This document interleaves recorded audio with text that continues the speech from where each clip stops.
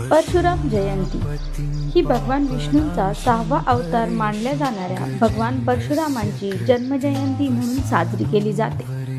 पृथ्वीवरील दुष्ट आणि पापी राजांचा अत्याचार नष्ट करण्यासाठी परशुरामांनी अवतार घेतला होता.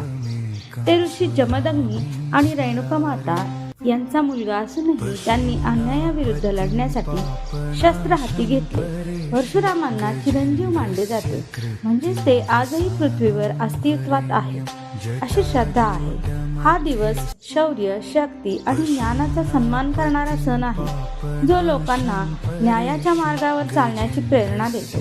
थोडक्यात भगवान परशुरामांच्या जन्माचे स्मरण करून त्यांच्याकडून प्रेरणा घेण्यासाठी परशुराम जयंती उत्साहात साजरी केली जाते. भगवान परशुरामांनी महादेवाची तपश्चर्या करून सर्व विद्या ज्ञान प्राप्त केले होते. महादेवांनी त्यांना परशु नावाचे अस्त्र प्रदान केले होते. महादेवच त्यांचे गुरु होते. भगवान परशुरामांच्या जीवनातील काही प्रसंग.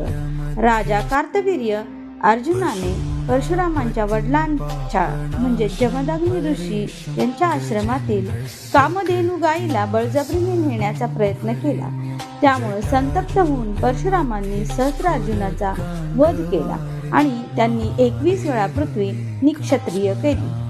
एकदा महादेवांची भेट घेण्यासाठी कैलास पर्वतावर गेले असता गणपतीने त्यांना अडवल्यामुळे परशुरामांनी गणेशासोबत युद्ध केले आणि त्यांच्या परशुने गणेशाचा एक दात तोडला, ज्यामुळे गणपती एकदंत म्हणून ओळखले जाऊ लागले. परशुराम हे 8 चिरंजीवींपैकी एक आहेत आणि ते आजही ओडिसामधील महेंद्र पर्वतावर तपश्चर्या करत आहेत असे मानले जाते, जे कलियुगाच्या शेवटी भगवान विष्णूंच्या 10व्या कल्की अवताराला मार्गदर्शन करतील.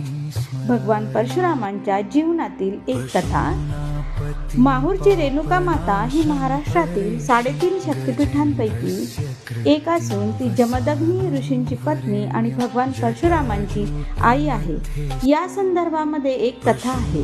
ही कथा रेणुका मातेचे निष्ठावान जीवन, तिची परीक्षा आणि परशुरामांद्वारे झालेला तिचा वध आणि त्यानंतर माहूरगडावर तिचे तांदळा रूपामध्ये प्रकट होणे यावर आधारित आहे, जिथे ती भक्तांसाठी आदिशक्ती म्हणून पूजली जाते.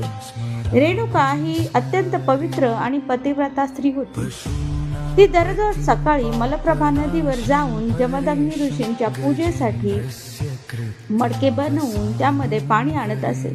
एकदा गंधर्वांची जलक्रीडा पाहून रेणुकेचे मन क्षणभर विचलित झाले. त्यामुळे तिची पतिव्रता